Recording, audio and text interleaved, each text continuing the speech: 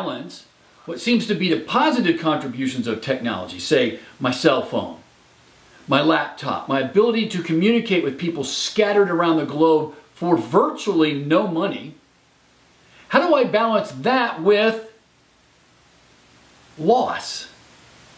Right, loss. Not a different type of social connection, loss. The inability to speak with a person and maintain eye contact because we don't do it.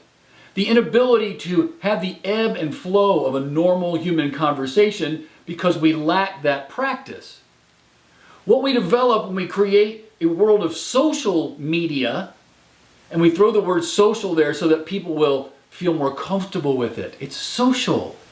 It's not me celebrating me and hiding in my world. It's me being social. Somehow me closing all the doors and all the windows and opening one tiny electronic window where I see myself and only myself is somehow social. Somehow I'm reaching out to more people. I'm expanding my reach. I am connecting to the world. When we begin to celebrate what is not by calling it what is and giving it a friendly name, what we become is marketers. That's what marketers do. They spin something around and around and around.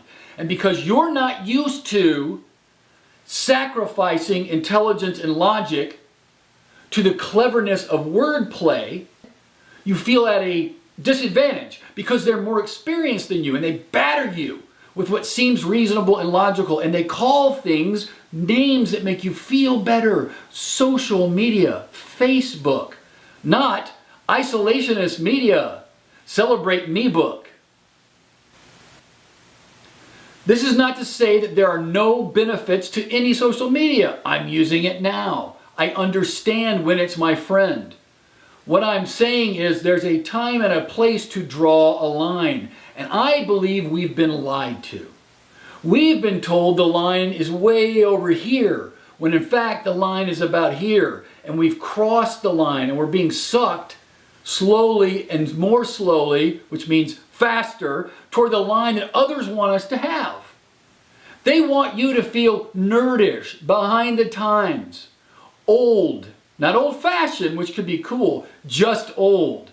Instead, they show you how hip it is to have text on the side of your screen, not just the front. Why is that needed? The ability to calendar and sync calendars with multi-devices. Do we really have to have everything synced to every single device we might ever pick up? Intelligence in the app community and in the world of apps does not equal the intelligence in human experience and human life. The problem isn't technology. The problem isn't that sometimes we need technology and sometimes we don't. The problem is we have now turned the power of what is good and what is beneficial from technology to the manufacturers of technology, because they've become really good at packaging glib little spots that look exactly like TV, because that's what most of us now are good at. Passively watching TV and accepting the messaging and the value system that that little box tells us. Don't believe me? Try to watch anything for more than a few seconds. TV used to work this way. Two people sat, they talked, they had an exchange, they moved to the next scene, maybe they had some speedy car chase, but people talked like real life. And then they discovered, because commercials discovered it for them, that 7 seconds was the longest you should hold a shot. No human being cares about what these people are saying. What they care about is boom, boom, boom. Because that means they don't have to attach any value to anything. Because the minute they have to make a value judgment, you've made another one for them. No thought required. No humanness required. Just quick pan, quick pan.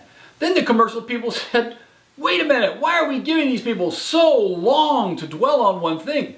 7 seconds?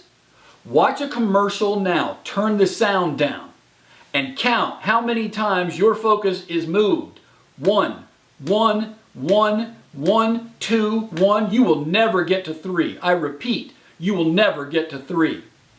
Because the most you can handle now according to those who want to think for you visually, is 2, preferably 1. Because I can really manipulate your butt if you can never stop to analyze what's going on. And you notice I asked you to turn the sound down because now it will leap at you. How silly this is. How silly this game of 1, 1, 1 is. And now to make matters worse, I want you to turn the sound back up, pick your favorite show, your very favorite show, watch it, and then turn the sound down and start to count again. 1, 1, 1, 2, 3, because it's a half-hour show. They've gone reckless with your attention span. And boldly let you celebrate this extensive human interaction that takes place behind a flat screen with people thousands of miles away who don't actually care about you. 3 seconds at a time is what you can now take. You've had problems watching me because you keep thinking, where's the second camera angle? Where's the flying bird? When's he going to start jumping up and down and doing something so I can tell my friends to watch it, so I can share it with my friends who I've never actually met, although I have 3,000 of them. See, they're friends, right? They're not connections. They're not supplemental marketing people. There's a movie, famous guy made it, I'll find his name later, where everything is what it really is. And so when you see the cheap hotel on the side of the road, it says sex in 15-minute intervals. I love this movie's desire to tell it like it is. There's another movie where 2 gigantic men end up fighting over sunglasses because they're coming, the aliens. When you put the sunglasses on, you see the real words behind messages. And it says, watch more TV, quit reading. They're both fun. I am not a Luddite. Surprise! I am not calling for the banning of TVs. Listen, right now I'm shooting on a digital camera with a digital microphone on top. 2 electronic lights. My laptop is right there connected to the internet just like yours. I have Netflix. I have a cell phone. I don't text. And I draw lines where I want to draw them. Am I sold by the marketers? Hell yes.